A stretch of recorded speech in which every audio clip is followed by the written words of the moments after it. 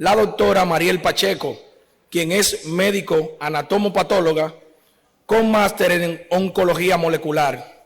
Además, la doctora Laura Natalie Quiroz, quien es oncóloga radioterapeuta con máster internacional en oncología radioterápica avanzada.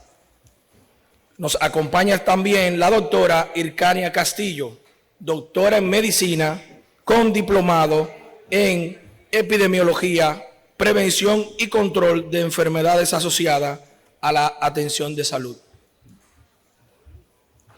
Continuando, nos acompaña la doctora Rosangi del Castillo Matos, es médico nuclear, coordinadora clínica de la unidad de PESCAN del INCAR.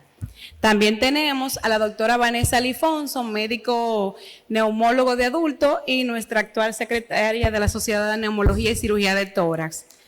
Tenemos también a la doctora Ivette Rodríguez Vázquez, es gerente del Departamento de Oncología Médica y miembro del Comité de Ética e Investigación del INCAR. Santiaguera. Ellas nos van a deleitar con el tema casos de la vida real.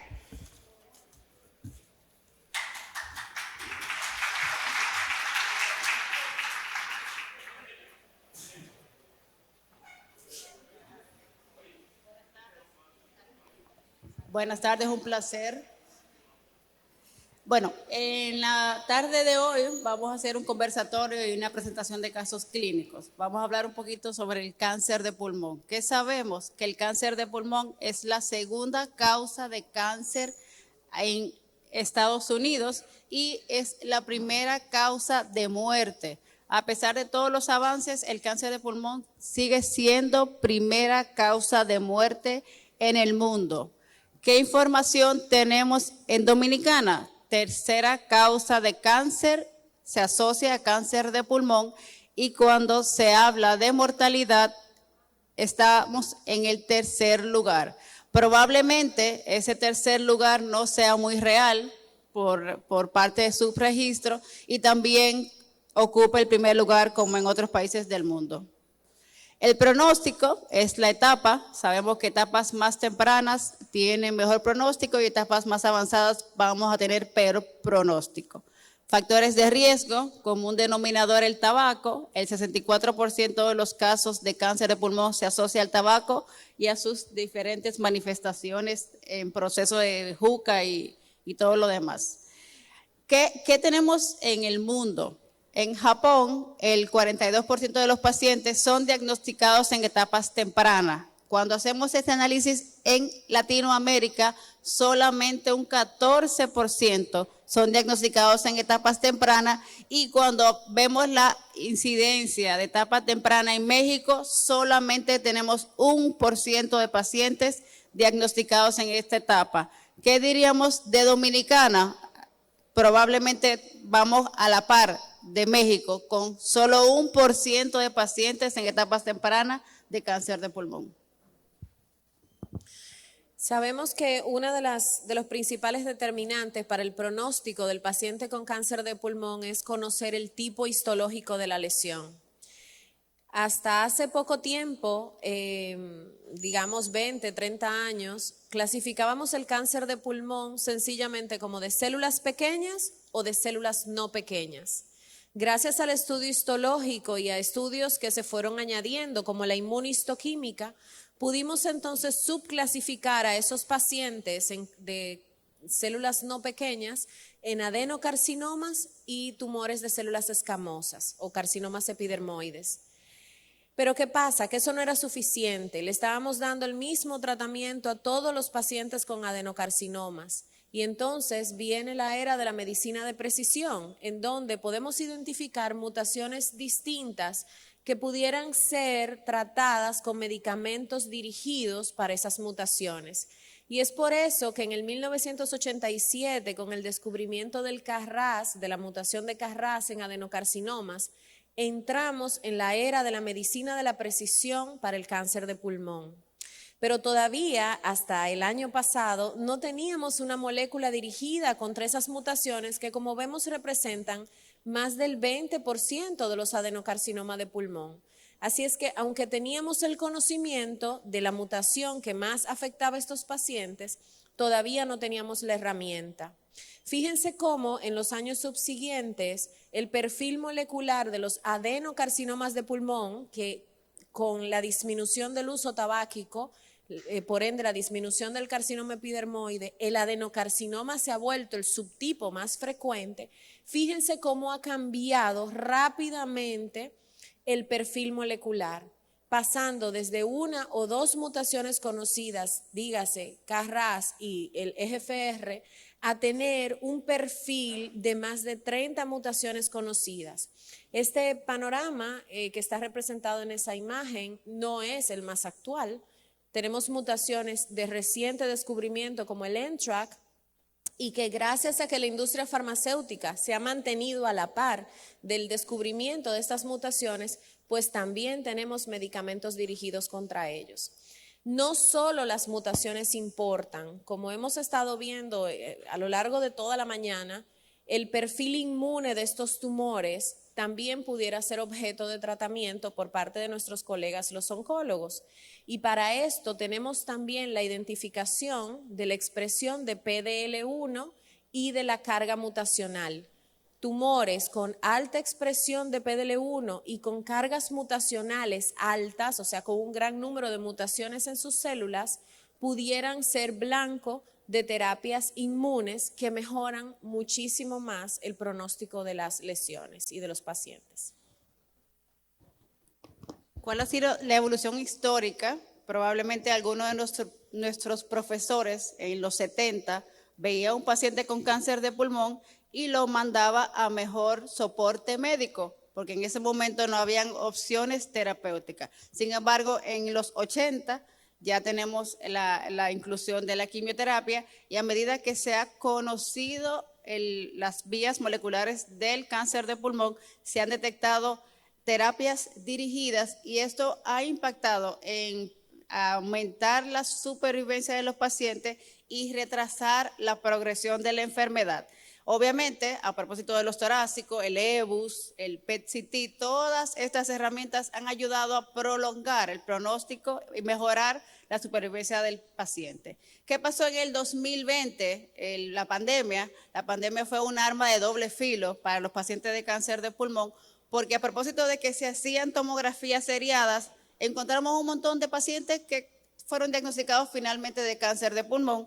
Y fue también una traba en términos del diagnóstico. ¿Por qué? Porque el paciente muy sintomático respiratorio tenía miedo de acudir a centros oncológicos o a centros de tomografía. O sea que el COVID fue una arma de doble filo que promovió diagnósticos tempranos y también retrasó el diagnóstico de cáncer de pulmón.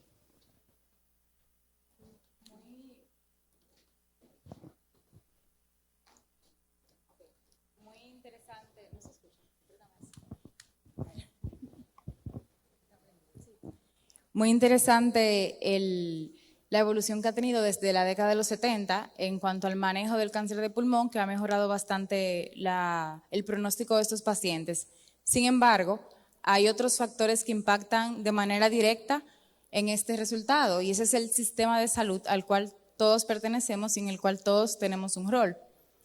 Este grupo hizo una revisión de la literatura para evaluar todas las publicaciones de toda una década donde se tomara en cuenta la variable de los tiempos entre el primer síntoma y el diagnóstico, el primer síntoma y el tratamiento, el diagnóstico y el tratamiento, y ver en qué punto podíamos mejorar para que esto no impactara tanto de manera negativa en el resultado.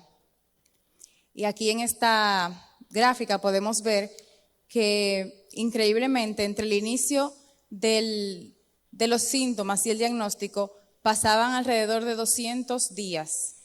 200 días un paciente con síntomas, quizás por poca educación hacia la población sobre qué hacer cuando presenta estos síntomas, pero era el tiempo medio que se encontró que tardaban los pacientes.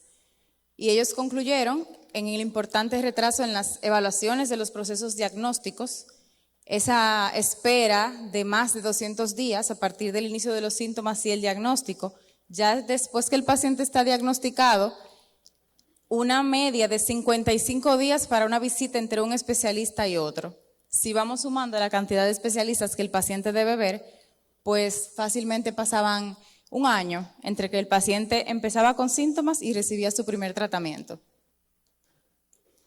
Todo esto, evidentemente, tiene un impacto en la supervivencia global del paciente, pues no lo vamos a encontrar en una etapa quizás manejable con intento curativo, se nos pierde el paciente o inclusive no nos llega. Entonces, luego de oír todo eso, nos preguntamos cuál es la realidad del cáncer de pulmón en Latinoamérica. Bueno, realmente en Latinoamérica tenemos que por año mueren alrededor de 74,000 personas. Hoy ocupa el primer lugar en mortalidad. Esa es una enfermedad que es de mucho costo económico, de desgaste familiar, es una carga realmente impresionante para los pacientes y esto hace que el paciente vaya muy cargado junto con toda su familia. Sin embargo, no recibe tal vez todo el apoyo en el punto de vista de investigación, de soporte, y esto hace también que obviamente el avance en lo que ha sido hasta ahora el cáncer de pulmón, podemos decir que ha ocurrido recientemente. Si nosotros leemos literatura anteriores, todo leímos cuando nos formamos como neumólogos a cáncer de pulmón 5 años. ¿Por qué? Porque no se había avanzado tanto, no había un interés por el impacto de la mortalidad, los pacientes se morían y bueno, entonces hasta este momento no habíamos tenido tantas opciones como la tenemos hoy en día que ha permitido la supervivencia de estos pacientes más allá de los famosos 5 años con todas las terapias y con todos los estudios que tenemos y que vamos a seguir viendo. Entonces, este gráfico que vemos acá, se utilizó esa estrategia de semáforo para identificar cómo andamos en Latinoamérica. Tenemos 3 colores, el rojo, el naranja y el verde, donde el rojo y el naranja representan las áreas que están mal, que no están bien y que tenemos que mejorar. Si se fijan, en todos los países que se investigaron, Argentina, Bolivia, Brasil, etcétera, van a ver que la gran mayoría de las áreas que tienen que ver con diagnóstico temprano están en rojo o están en naranja, lo que dificulta entonces que estos pacientes se puedan diagnosticar de forma precoz, puedan llegar temprano a una consulta y por ende tengan mejores opciones terapéuticas. Se fijan también acá abajo donde habla de las terapias preventivas, campañas antitabaco, también en toda Latinoamérica no hay un solo lugar que esté en verde, lo que representa realmente un gran problema porque ahí es que está la base de esta enfermedad. Entonces, a raíz de esta problemática, vamos a tener que estos pacientes llegan tarde a consulta. Mientras más tarde llegue el paciente, pues como decía la doctora Ivette, pues peor es el pronóstico que tiene el paciente. Mientras más dure el paciente en acceder a un centro médico donde pueda ser visto y tratado de forma integral, pues el paciente llega más retrasado. No es lo mismo un paciente en un estadio temprano, que tal vez sea quirúrgico su tratamiento, a un paciente ya que llega con un nódulo, con un derrame pleural. Entonces ahí es que entramos nosotros como unidad funcional. ¿De dónde surge la parte del equipo multidisciplinario? Surge de todas esas dudas, de problemas de acceso, de problemas de diagnóstico temprano, de retraso. Usted va a sacar una cita, por ejemplo, en el Cabral, que ahí fue, uno puede tardar un mes en el neumólogo, otro mes si va al cirujano torácico, otro mes, entonces, 30 días para ser decente, pero probablemente ese paciente dure en el proceso de evaluación de ese probable cáncer de pulmón 6 meses y llegó temprano y en lo que Jonathan lo recibe, cuando se mandó de Jonathan era quirúrgico y cuando llegó de Jonathan dejó de ser quirúrgico. Entonces esa problemática es lo que ha motivado a nosotros a crear o reproducir lo que son los equipos multidisciplinarios a favor de las unidades funcionales. Esto es más que un concepto, esto no es un invento, esto no es una locura, esto es un modelo que ya está reproducido y que funciona. La idea es que todos los pacientes son vistos, tienen una entrada única. Ese paciente, la mayoría de los pacientes o todos deben ser vistos por uno de los miembros de la unidad. Al ser visto por uno de los miembros, son evaluados la semana siguiente en la unidad funcional. Entonces, ese paciente es visto por 7 especialistas en un solo día. Ese día se toma la conducta. Si llega sin diagnóstico, ahí se evalúa el abordaje diagnóstico, si es por radiología intervencionista o si es por toracoscopía. Si es un paciente diagnosticado, se complementa el estadiaje, ya sea con PET-CT, se complementa la parte molecular, se complementa la parte de trabajo social, se complementa, la mayoría tienen EPOC, se complementa la parte respiratoria. Entonces, la idea es que ese paciente en 2 visitas probablemente ya tenga un diagnóstico y tenga un plan terapéutico. ¿Cuál es la ventaja de este modelo que nosotros utilizamos? Es que el paciente tiene acompañamiento. En cada conducta terapéutica que vaya a ser sometido, ese paciente vuelve a ser discutido y es evaluado en una sola consulta. O sea, nosotros nos sentamos todos en un cine, el paciente se sienta ahí y nosotros analizamos el caso y luego tomamos la conducta sin que tenga que esperar a que si torácica lo ve, si neumo lo ve, porque eso es tiempo y el tiempo en pulmón impacta de forma negativa en lo que es la supervivencia global. En conclusión, existe un impacto negativo en supervivencia, calidad de vida y síntomas en cuanto al retraso del diagnóstico. Anteriormente decíamos mucho, es que los pacientes llegan avanzados, pero es que llegan avanzados porque no están siendo diagnosticados de forma temprana. ¿Por qué? Porque llega con un síntoma, dura mucho en acceder a cualquier servicio y ya cuando se hace el diagnóstico, ya el paciente está en etapa metastásica donde sus opciones terapéuticas ya están un poquito más limitadas.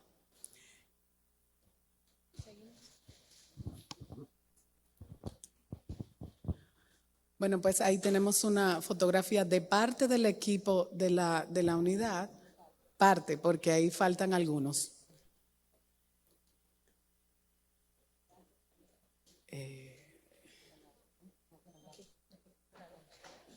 Entonces, las unidades funcionales son estructuras organizativas para mejorar el diagnóstico y tratamiento del cáncer, como mencionó la doctora Rodríguez.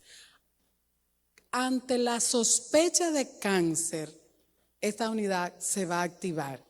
Va a organizar la atención.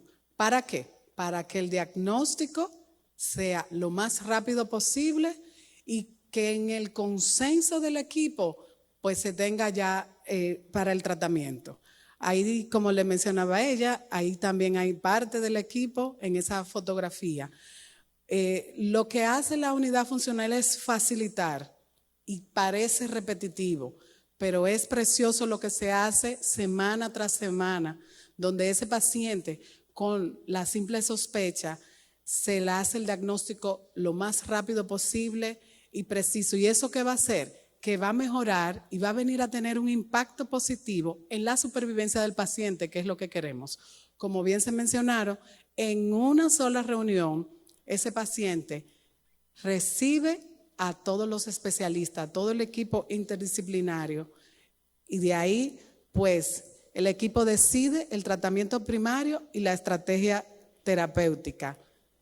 Como se mencionó también, van a tener una única vía de entrada. No importa que el paciente llegue al hospital, lo vea atención inmediata. Inmediatamente es referido a la unidad funcional de cáncer de tórax y pulmón y de ahí, aunque sea neumología que lo vea, lo refiere a la unidad. O sea, en su segunda visita, él va a llegar a la unidad con diagnóstico o sin diagnóstico.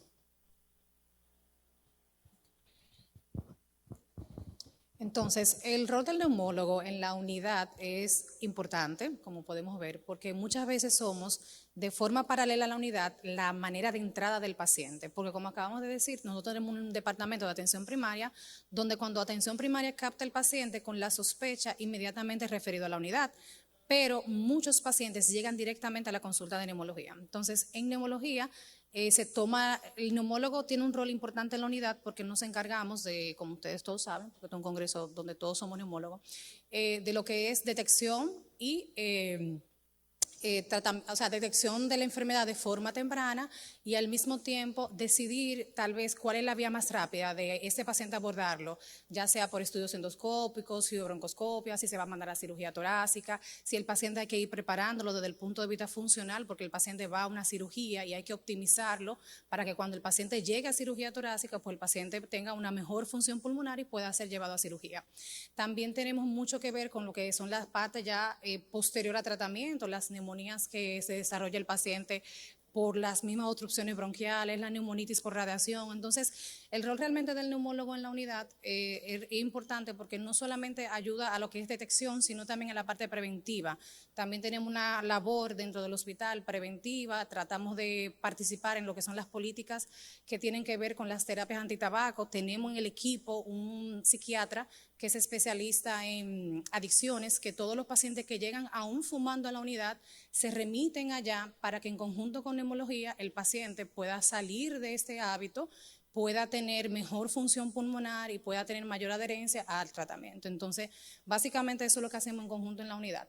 Entonces, el equipo de cirugía torácica es sumamente importante. Cirugía torácica nos permite a nosotros curar incluso a algunos pacientes.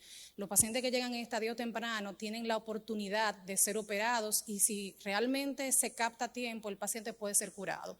También nos permite tratar a aquellos pacientes que lamentablemente están en estadio avanzado, que necesitan drenajes permanentes, pacientes que necesitan la realización de pleurodesis, la toracotomía, la mediastinoscopía. O sea, cirugía torácica es como el segundo brazo que tenemos dentro de la unidad que nos permite ya un mejor abordaje de estos pacientes.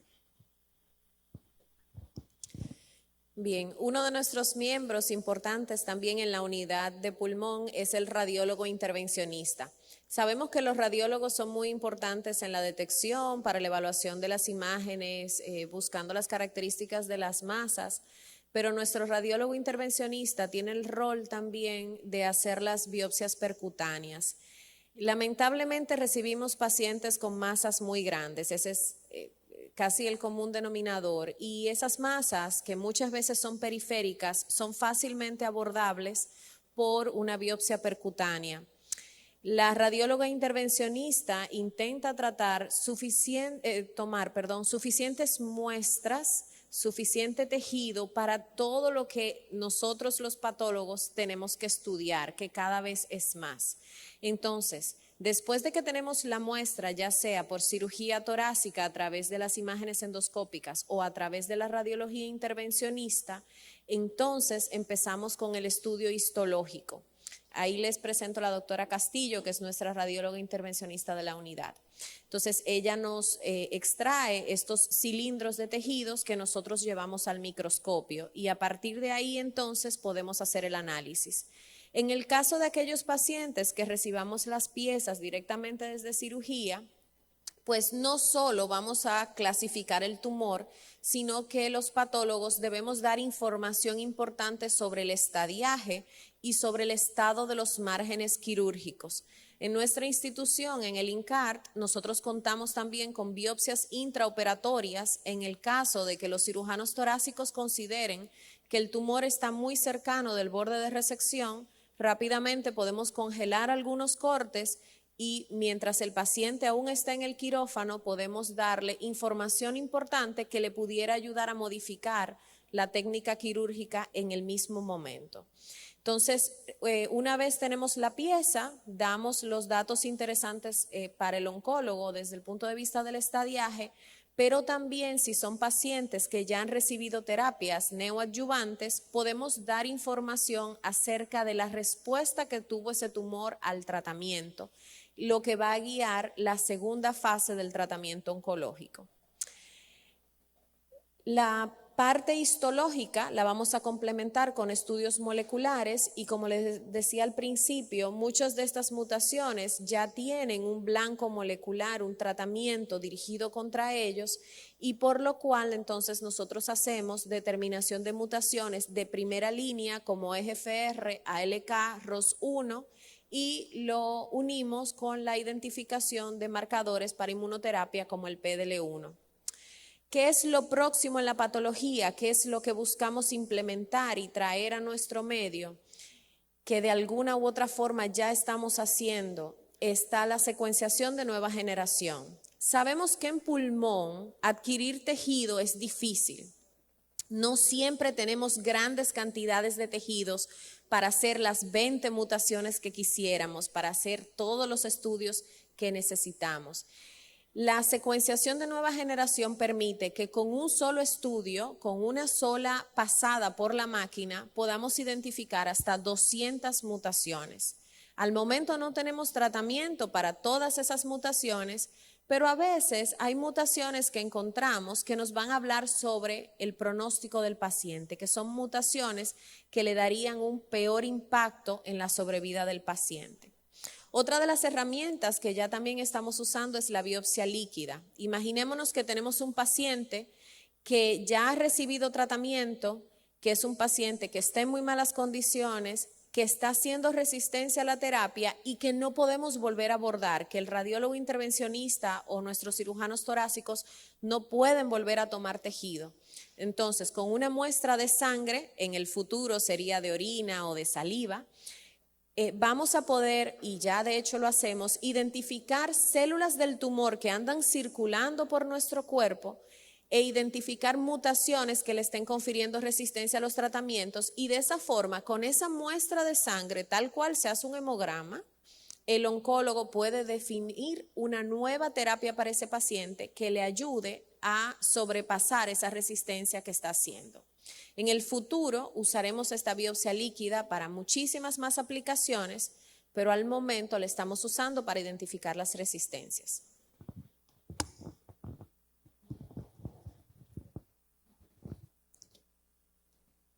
Buenas.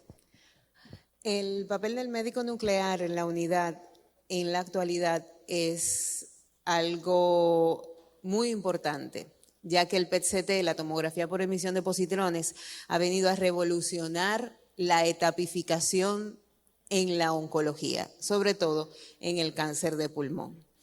Tiene sus indicaciones concretas. Y si nos centramos en la valoración del nódulo pulmonar solitario, y ahí entran todos ustedes, hay que tomar en cuenta el tamaño del nódulo que ustedes le van a indicar un PET-CT. ¿Por qué? Porque donde realmente está indicado es en los nódulos superiores a los 8 milímetros. También sirve para, desde la estratificación inicial, planificación, detección de recurrencia y valoración de la respuesta al tratamiento del cáncer de célula no pequeña, y en el cáncer de célula pequeña no está indicado. Como protocolo de screening, me voy a poner de pie, según las guías, incluso la Sociedad de Fleischner, que sobre todo nos atañe a todos nosotros, vemos que si el nódulo de pulmón,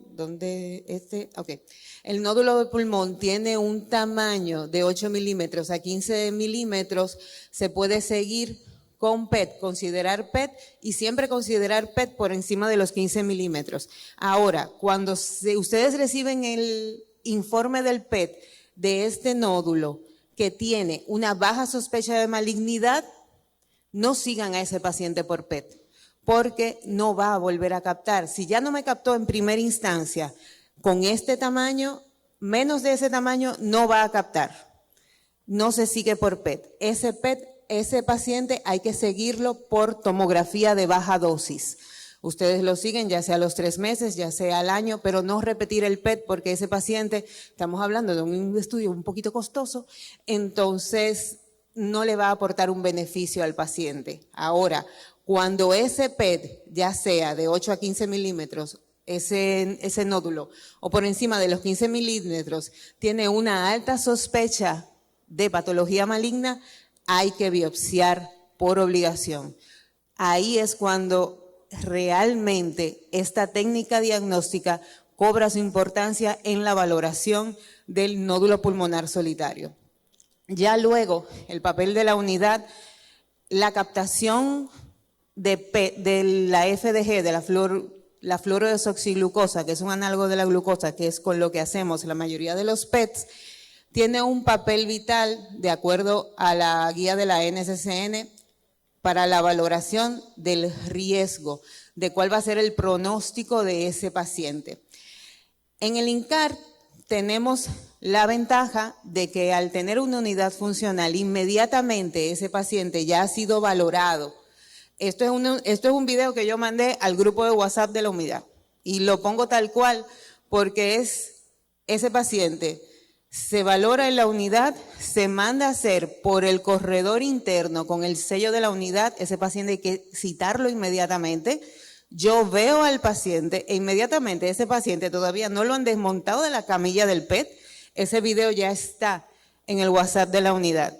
Ya ellos tienen un preliminar de la respuesta o el pronóstico que puede tener ese paciente, ya sea en diagnóstico, en valoración de respuesta al tratamiento y una en reestratificación de ese paciente. Si nos vamos para diagnóstico, está indicado desde las primeras etapas, 1A, 2A, 3A, y siempre con confirmación en mediastino. Etapa tardía también. El PET es vital a la hora de etapificar el cáncer de célula no pequeña. Cuando no está indicado el PET para el seguimiento del paciente, para la vigilancia del paciente, no está indicado el PET, salvo que haya una sospecha de recurrencia. Ahí sí, ahí cuando hay sospecha de recurrencia hay que indicar un PET en ese paciente. ¿Y cuando no está indicado? Cuando ustedes tienen un adenocarcinoma mucinoso. ¿Por qué? Estamos utilizando un radiofármaco, que es lo que inyectamos, análogo de la glucosa. Ese análogo de la glucosa entra a la célula por los mismos transportadores de glucosa que el cuerpo consume. Los mucinosos no lo sobreexpresan.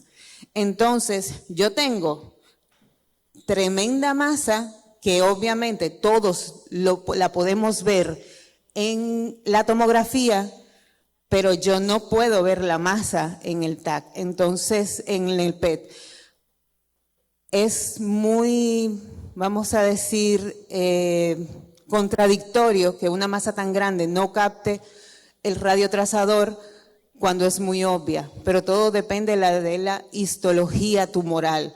La doctora Pacheco ya lo ha explicado. Hay un mapeo genético que ya involucra el cáncer de pulmón, que es necesario conocerlo, pero sobre todo es saber cuándo utilizar las técnicas diagnósticas para que realmente sean de beneficio para el paciente. Y por eso estamos nosotros aquí, para realmente apoyar a todos ustedes y a la unidad.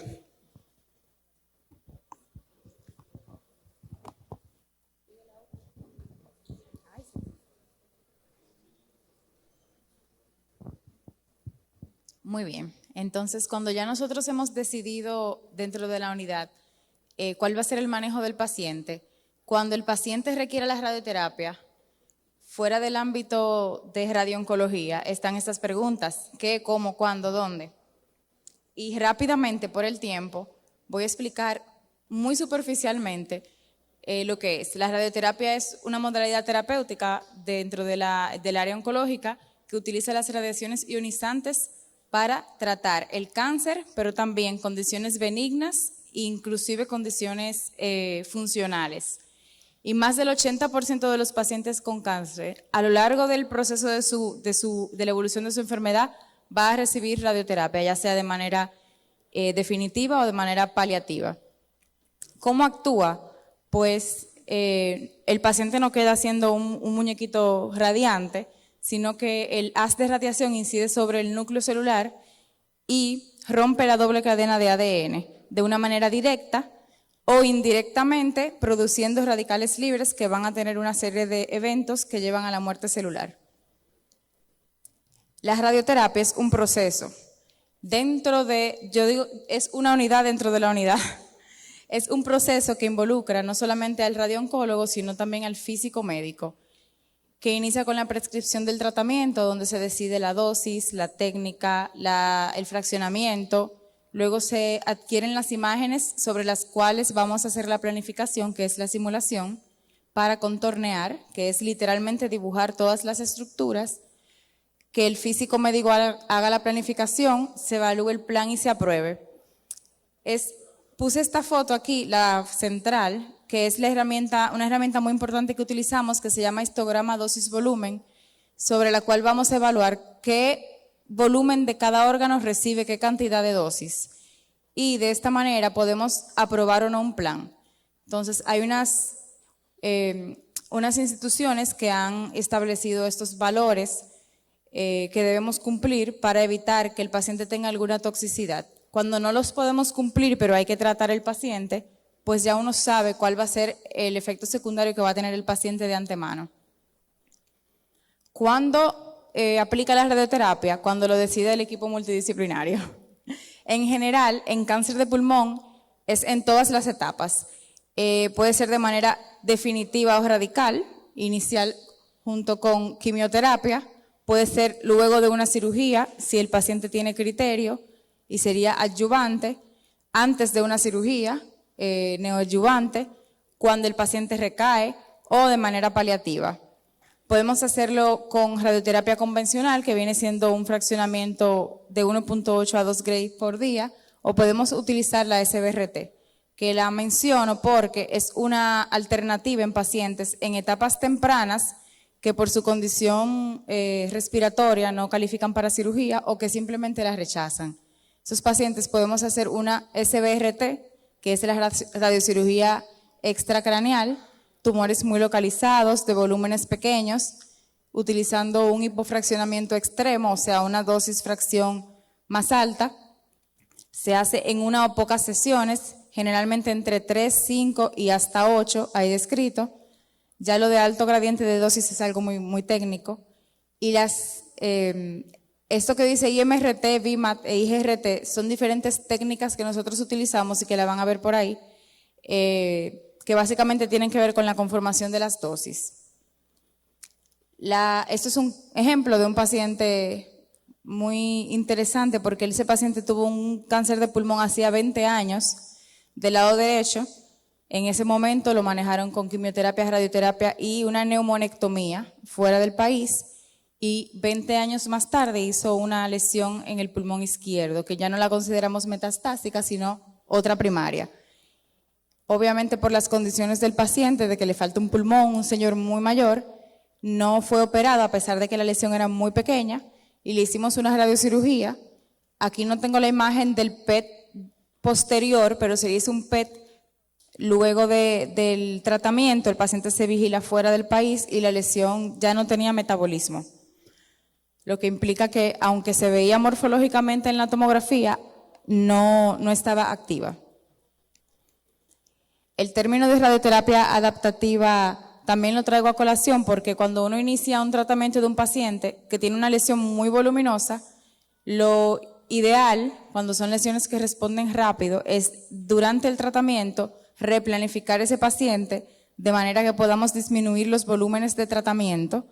Mientras el volumen sea más pequeño, menos toxicidad va a tener el paciente. Yo me encargo de poner el turbo en la unidad. Los que me conocen saben que soy media eléctrica y soy la que la maneja la parte de la farmacología. ¿Qué estamos haciendo en oncología? Estamos curando a los pacientes de cáncer de pulmón. Yo diría, soy un poco ambiciosa, yo diría que sí, que ya el cáncer de pulmón tiene un pasado y un presente y futuro. A pesar de que no estamos viendo pacientes tal vez todavía muy temprano, hemos tenido inclusión de moléculas nuevas que se dan después de la cirugía y ese paciente retrasa mucho en recurrir. Una de estas moléculas tenemos inmunoterapia como el atezolizumab, tenemos pembrolizumab y tenemos terapias blancos dirigidas a esos blancos moleculares. Así que se abre otro capítulo en cáncer de pulmón. A pesar de que un paciente sea metastásico, tampoco quiere decir que un paciente vaya a morir de esa enfermedad. A propósito de esto, aquí por ejemplo, cuando estaba el COVID en sus altas, la unidad siguió trabajando de forma virtual y nos dio la ventaja de que teníamos invitados internacionales que como estaban virtual, igual pertenecían y formaban parte de los casos clínicos. Hemos tenido muchas participaciones en diferentes congresos, pero importante, aquí tengo un caso clínico rapidito. Este es una femenino, 73 años de edad, hipertensa, con fumadora desde los 14 años, fumó 49 años. Ella es una paciente que tenía síntomas respiratorios por su EPOC, que se describió como moderado, y en ese proceso de seguimiento hubo como una descompensación de sus síntomas respiratorios. Se le hace una tomografía de tórax y en la base izquierda se ve una cavidad de paredes gruesas y una lesión con muy leve realce que medía 39 por 27 por 42 milímetros y que tenía espículas periféricas. Ella fue sometida a una biopsia que reportó adenocarcinoma pobremente diferenciado en junio del 2016. En ese momento se le hace un estadiaje mediastínico que se estadificó como una etapa clínica 3A, un N2. Esa paciente fue discutida, no fue necesariamente en nuestra unidad, y se planteó quimioterapia perioperatoria. Era un 3A, un N2, y se consideró no control quirúrgico en ese momento, sino ofrecer quimioterapia previa para que luego esa paciente fue llevada a cirugía. Esa paciente recibió su 4 ciclos, se le hizo la espirometría, se clasificó como un GOLD 2 y según los parámetros ventilatorios tenía un patrón obstructivo leve, por lo que se planificó su cirugía. Ella tenía, después de la quimio, hubo respuesta parcial y eso fue lo que se evidenció en el PET. Esa paciente sometida a la lobectomía inferior izquierda del pulmón izquierdo. ¿Qué sucede? En el proceso de su evolución, una paciente del 2016, ella hizo recurrencias, oligorrecurrencias, una bolita por aquí, una bolita por acá, a nivel de mediastino. Cuando hacía esas recurrencias únicas, se consideraba un control local con radioterapia. Esa paciente ya, al tener una recurrencia, ya pasaba a ser metastásica por definición. Se mantuvo así con 2 controles con radiocirugía. Finalmente, la paciente hubo una progresión ya un poquito más voluminosa y se consideró ofrecer tratamiento sistémico. Ese tratamiento sistémico déjenme ponerlo rápido acá, que se ofreció en su momento fue la inmunoterapia. Esa paciente duró 2 años en atezolizumab. Ya era una paciente metastásica con un pronóstico más reservado. Al momento de ella haber completado los 2 años de inmunoterapia, le teníamos una enfermedad residual en axila mínima. ¿Qué consideró el comité en ese momento? Esa paciente vamos a intentar una medida de salvamento. Se hizo una biopsia o un marcaje, de la axila y esa paciente fue sometida a cirugía. Ella tenía una enfermedad ya recurrente, voluminosa, que respondió con inmunoterapia, le quedaba un poquito en la axila y ese paciente fue sometido a cirugía torácica nueva vez. Se le quitó la resección de la axila y actualmente no tiene evidencia de enfermedad ni metabólica ni morfológica.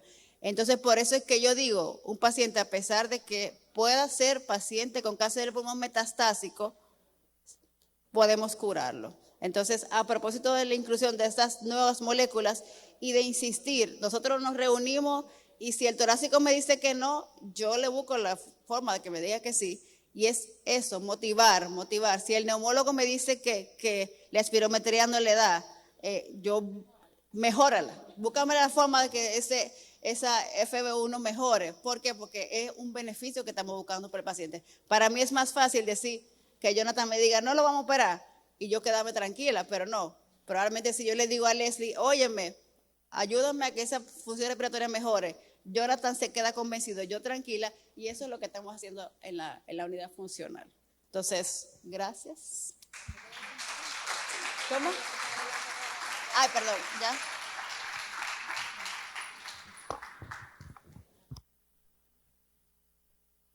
Equipo multidisciplinario en cáncer de pulmón del INCAR, por su magnífica ponencia. Queremos saber si alguien del público tiene alguna pregunta.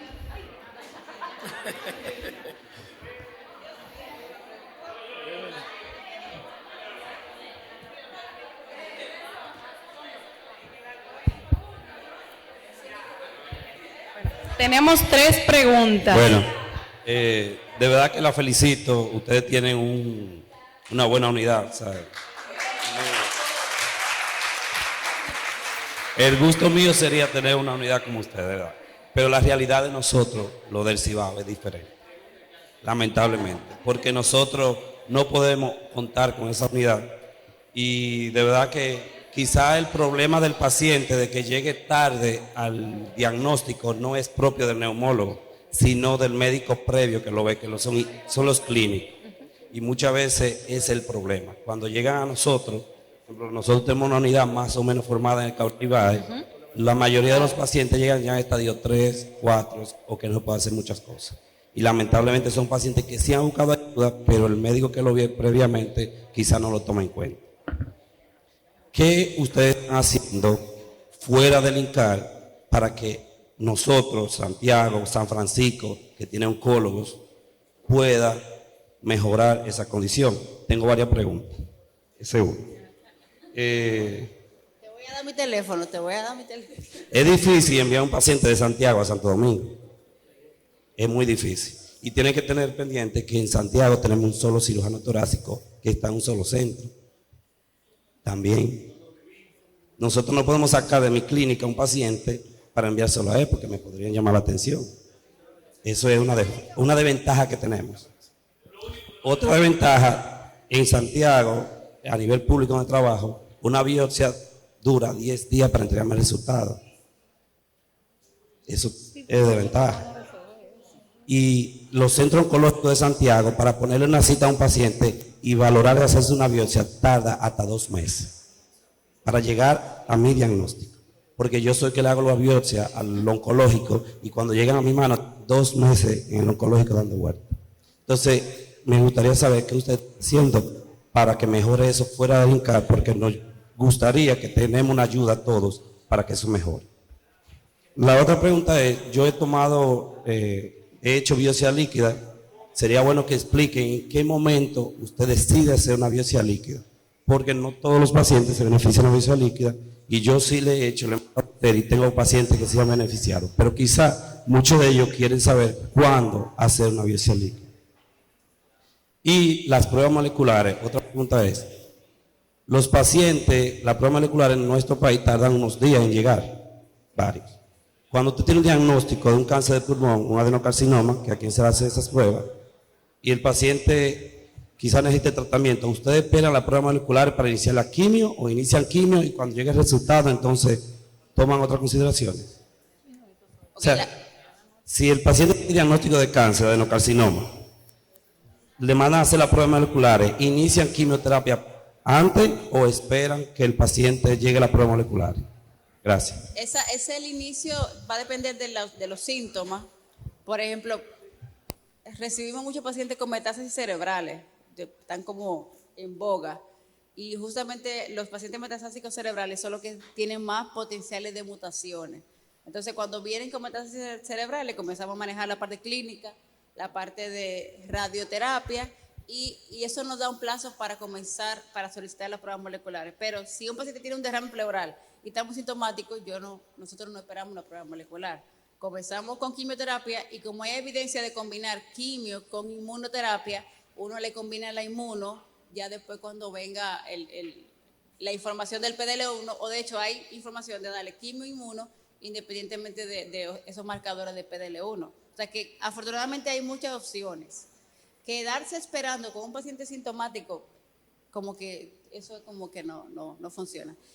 La parte de qué estamos haciendo, o sea, nosotros estamos a la disposición y por eso, tú sabes, ustedes me conocen, fueron mis profesores, mis compañeros y todo lo demás, y lo que queremos es reproducirlo.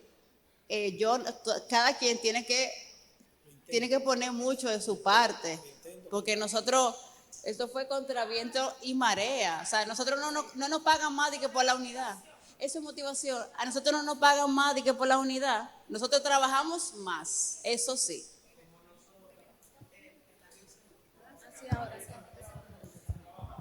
Mira, nada más para decirte algo de ese punto. Mira, cuando la unidad se empezó a formar en el INCAR, había una resistencia enorme desde la dirección del hospital, porque lo veían como una pérdida de tiempo. Decían que nos estaban sacando de consulta y como no estábamos dando consulta, se estaba disminuyendo la producción del hospital por ver un paciente. Y realmente, como dice la doctora, o sea, fue un esfuerzo individual y grupal enorme, porque honestamente el hospital al inicio no estaba interesado y lo veía como sin sentido. Aunque hay varios comités de tumores de otras áreas, en pulmón dio trabajo. Luego que el comité arrancó, que empezó modestamente y que era corriendo y que se fue viendo el resultado y que se le fue enseñando al hospital, mira, este paciente duraba 3 meses, ya en un mes está resuelto o en un 15 días está resuelto, empezamos a recibir más apoyo.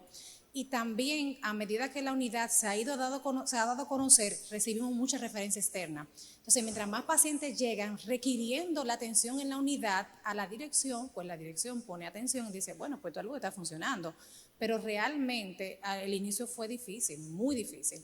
Y la idea de esto es que esto se reproduzca porque realmente es lo que beneficia al final al paciente. Y como decía la doctora, es un trabajo adicional.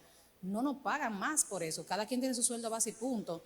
Es algo que uno hace por amor y vocación realmente, porque te carga más porque es más fácil tú das tu consulta y te vas a tu casa y ya se acabó, y no estás bregando que si la inmunistoquímica salió, que si el paciente se puso malo, que si volvió por la emergencia, realmente que si hay que hacer una reunión a las 7, pero ya yo llegué a mi casa, que si tenemos que volver a reunirnos, o sea, realmente esos son plus que se hacen porque uno quiere que esto funcione, pero realmente es un esfuerzo colectivo.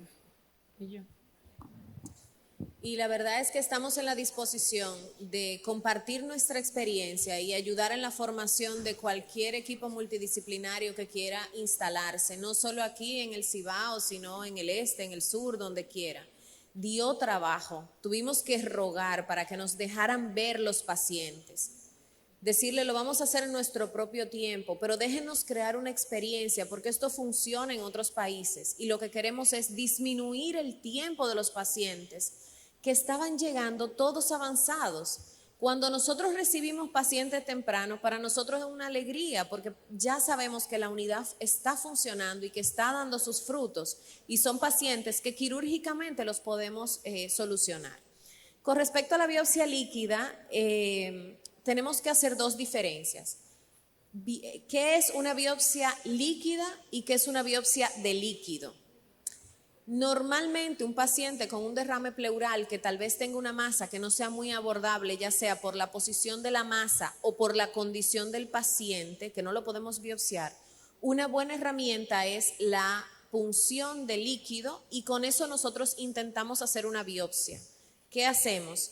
No solo hacemos una citología de ese líquido pleural, sino que hacemos un bloque celular. Tomamos el líquido, lo centrifugamos en nuestras máquinas, le agregamos una serie de químicos y lo tratamos de volver como si fuera una biopsia.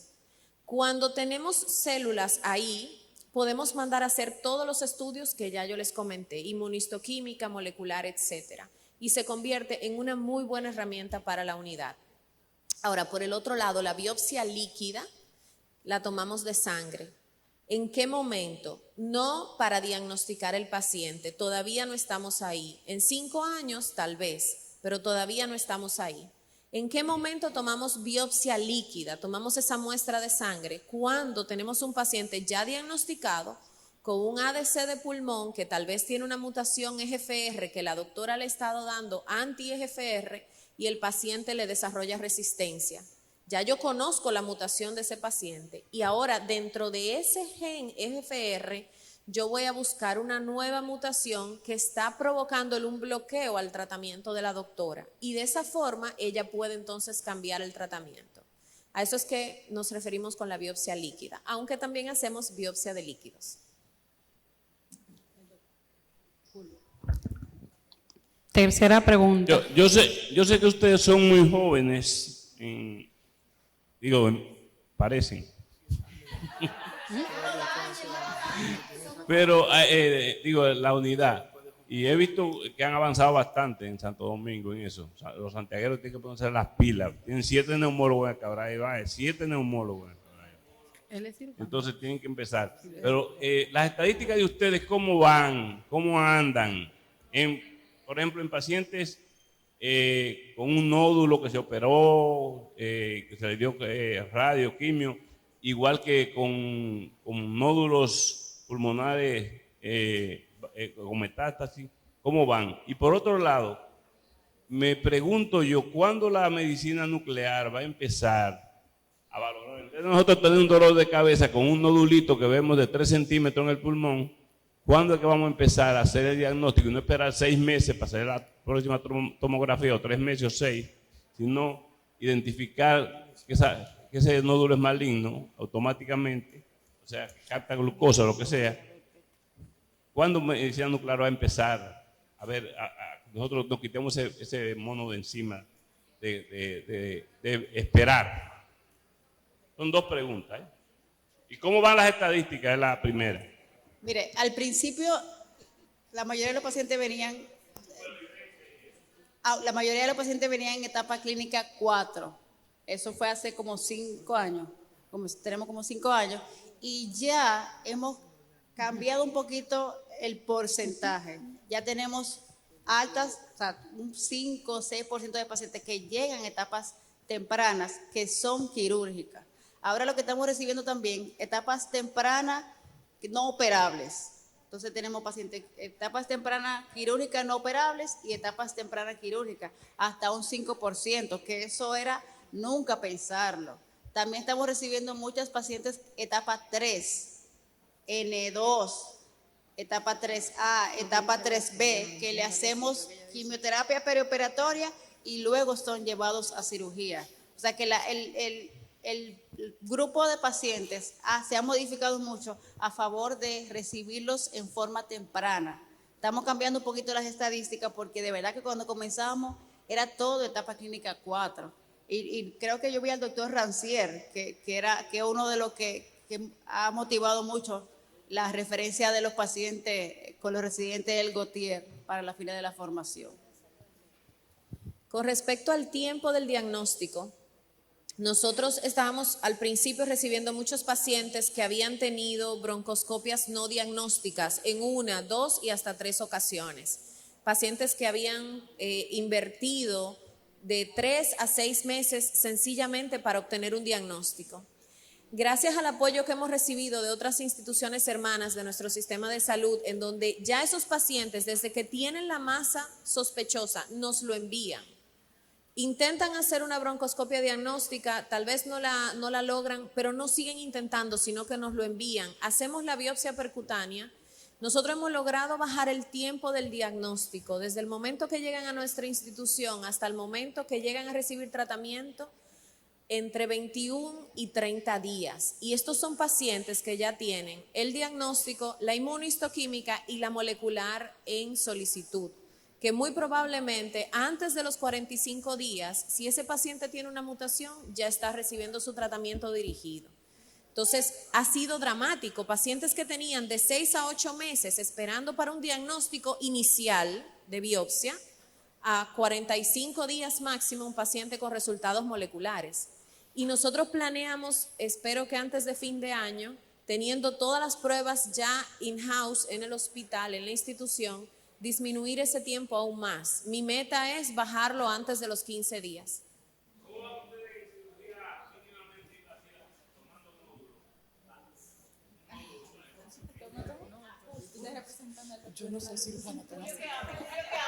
Bueno, el doctor Jiménez, que está detrás, va a contestar.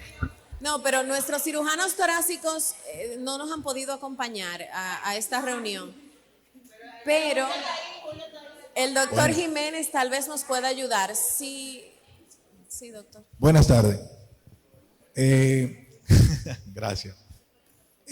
Dando las gracias, de verdad, excelente la exposición.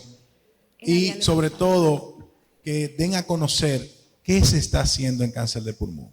Porque ya usted aquí del auditorio ha escuchado que hay tratamiento tanto médico, quirúrgico, que hay diagnóstico temprano y todo lo necesario para un tratamiento eficaz de un paciente. Ahora bien, ¿qué estamos haciendo nosotros ahora? Nosotros necesitamos de ustedes que se integren para la detección temprana. ¿Cómo?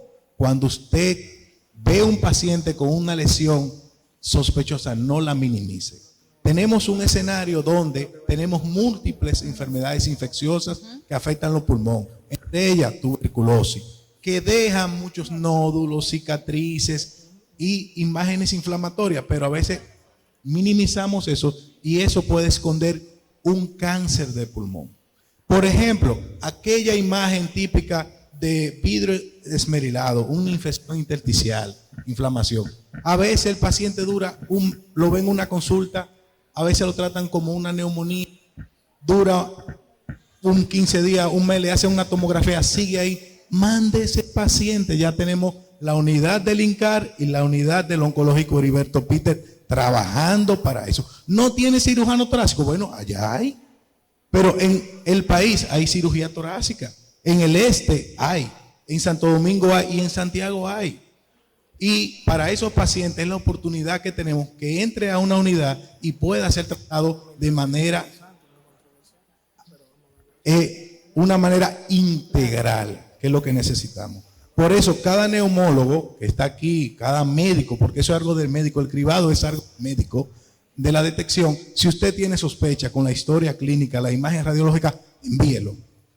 Por favor, estamos en la puerta abierta. Cirugía mínimamente invasiva, el país ha avanzado en la parte de cirugía torácica. Hay tanto en Santiago como en Santo Domingo, cirujanos que ya están haciendo cirugía y la biopsia por una incisión pequeña. Sabemos eso. Un granuloma tuberculoso, perfecto, muy bien, te fue muy bien. Es un adenocarcinoma, ya tenemos el paciente y va a cirugía completa de cirugía torácica. También hay abordaje del mediastino ya en las instituciones, tanto el de vía laparoscópica como de vía de un mediastinoscopio. Nosotros trabajamos de la mano con el doctor Ranciel, la residencia de neumología, que es una fuente de detección de pacientes y nos lo envían a ambos oncológicos. Entonces, quiero llamar la atención en eso, no nos quedemos con esas lesiones sospechosas cuando la tengamos, aunque sean altamente sospechosas, incluso pacientes con tuberculosis tratados que tienen una lesión, en un futuro pueden convertirse en un cáncer de pulmón. Entonces, para poderlo detectar temprano, necesitamos que ustedes los envíen. Ahora mismo vamos a iniciar en el oncológico Heriberto Peter un cribado de detección temprana de cáncer de pulmón para el país. Necesitamos que cada uno de ustedes se integren para eso, mandando a esos pacientes que tengan sospechosos. Próximamente se les pondrán las guías de cuáles pacientes son que pueden ser subjetivos de hacer ese cribado de detección. Entonces, yo fui de los fundadores de ese comité de tumores. Ahora mismo, igualmente, nosotros somos hermanos enlazados en ese trabajo. Y de verdad les exhorto, la medicina oncológica en cáncer de pulmón aquí, estamos prácticamente a la vanguardia de la medicina de cualquier parte del mundo. Y nos mantenemos totalmente actualizados, tanto los procedimientos quirúrgicos, radioterapeuta, medicina nuclear, oncología médica y sobre todo un soporte y seguimiento psicológico, porque el paciente también abandona cuando tiene deseo de fumar. Otros que tienen otras adicciones a otras drogas. Por eso incluimos la parte psiquiátrica dentro de eso y el seguimiento. Muchas gracias. El cáncer de pulmón sigue siendo uno de los temas más importantes de neumología y muy controversial. Cualquier otra duda que tengan, pueden acercarse personalmente a cada uno de los miembros del INCAR. Agradecemos infinitamente su magnífica participación y damos un presente en nombre de Neumonorte. Agradecemos también al Laboratorio Roche y un fuerte aplauso para todos.